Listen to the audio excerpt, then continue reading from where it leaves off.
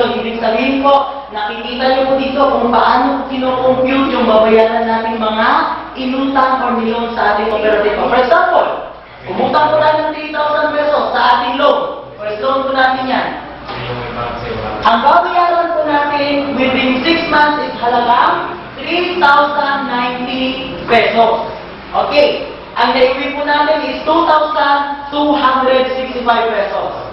So, ang lumalabas po, ang daily po natin na binabayaran is 18.40. So, ang weekly po natin, 128.75 pesos. Napakababa lang po. Ganun din po, kapag 6,000, ito po yung ating loan amortization, 9,000, ito po, then 10,000 pesos, 15,000 and 20,000 pesos. For example, 20,000 na po, ang babayaran po natin within 6 months is 20,600. Ang may po natin is 19,858 po yung weekly natin. At the same time, lumalabas po, ang daily natin babayaran is 122.62 cents. So, wag po natin pababayaan na magkaroon po tayo ng palya sa pagbabayad. Bakit po? Maapektuhan dyan yung tinatawag natin estado sa ating kooperatiba, yung record po natin sa ating kooperatiba. At the same time, napakababa na po ng interest ng ating inuutang sa co-op. Huwag po natin sayangin yung pribileyo, huwag po natin sayangin yung benepisyo, huwag tayong magkakaroon dapat ng bad record sa ating kooperatiba. Bakit? Ito ay pangalawang pamilya natin na kung saan nalalapitan natin sa oras ng ating mga kagipitan sa buhay. Okay? So ito po yung example ng ating loan amortization sa ating kooperatiba. Gusto mo bang kumita ng mas malaki? Mas mabilis kaysa sa iyong inaasahan. Introducing FutureNet Credit Cooperative Infinity 1,000 pesos. Ito po yung tinatawag nating 2 Pass Up, Level Up. And this is the largest learning potential income in the market today. So what are you waiting for? Join now the FutureNet at mararanasan mo po yung Infinity 1,000 ng ating kooperatiba. Paano po yan? Ito po yun. For example, ikaw po ito. Unang direct mo, kumuha ka, ang kita mo dyan, 500 pesos at yung tao mag-i-stay sa network mo. Pangalawang direct mo, ang kinuha mong direct, umakyat sa apply mo, kumita ng 500 pesos yung apply mo sa'yo. Sa direct na kinuha mo. Pangatlong direct mo, ang kita mo dyan, 500 pesos again, yung tao nag-stay sa network mo.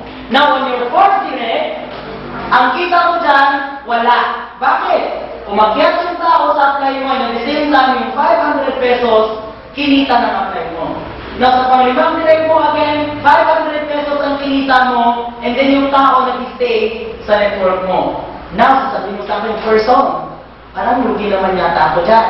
Bakit po? Ako ang nag-invite ng 5 tao, para yung second and fourth ko, umakyat sa apply ko. Huwag po kayo magkalala. Ito po yun.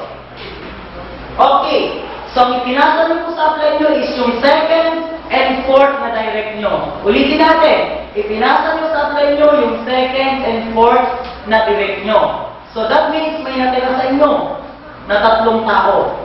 Okay? Ang exciting dito, yung 6 directs mo onwards, hindi mo na po ipapasa. Okay? Ang positioning lang po natin from your first level hanggang sa 5th level po natin. Yung second and fourth level natin, ipapasa natin sa apply natin. So, ito po yung exciting dito. Ano po yun?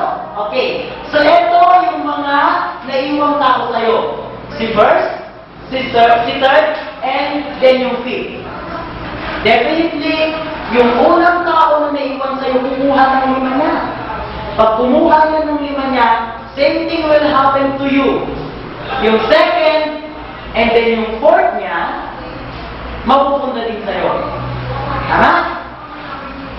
Kung yung third na direct mo, kumuha din ng 5. Pag kumuha siya ng 5, definitely yung second, and then yung fourth niya, mapupunta pa rin sa'yo. So, napalitan na. Yes, napalitan na po yung 2 iniakyat natin, tumupo pa po tayo ng 2. Okay. Yung 5th na direct mo, naiwan sa'yo, kukuha ng tao hindi. Kukuha mo yan ng tao.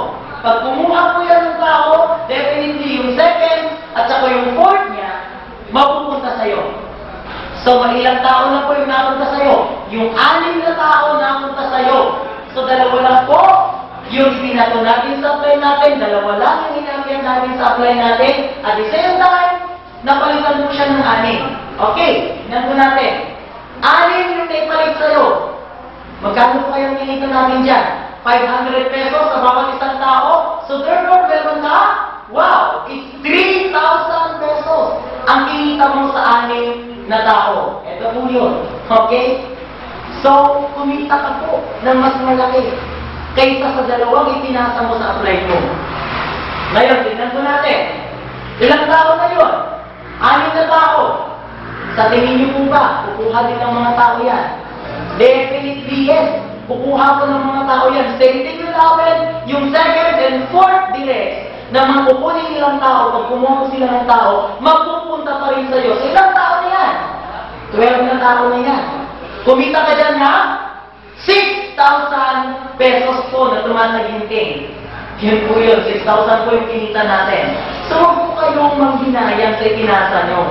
Kasi every time na kukuha po sila ng 5 tao, yung 2nd and 4th directs po nila, aakyat pa rin po sa atin. Now, yung taong 12 na yan, na tao, kumuha nila ng 5. Definitely, yung 2nd and 4th level nila, aakyat pa rin sa'yo. So, ilang tao na yan? It's 24 na tao na po. Magkano yung mo? Gusto mong magpila? Sabayan mo ako. 1, 2, 3, 4, 5, 6, 7, 8, 9, 10, 11, and 12,000 pesos po yung kinita natin sa ilang tao? 24 na tao. Imagine niyo po. 2 tao lang yung ibinato mo sa apply mo, 24,000. Ang kinita mo, bakit? Ang pumalit is 24 na tao. Now, yung 24 na tao na yan, pag kumuha po ng tigli 5 tao, definitely yung 2nd and yung 4th level po nila, pupunta pa rin sa atin. So, 48 na tao na yan. Ang kinita mo dyan is 24,000 pesos.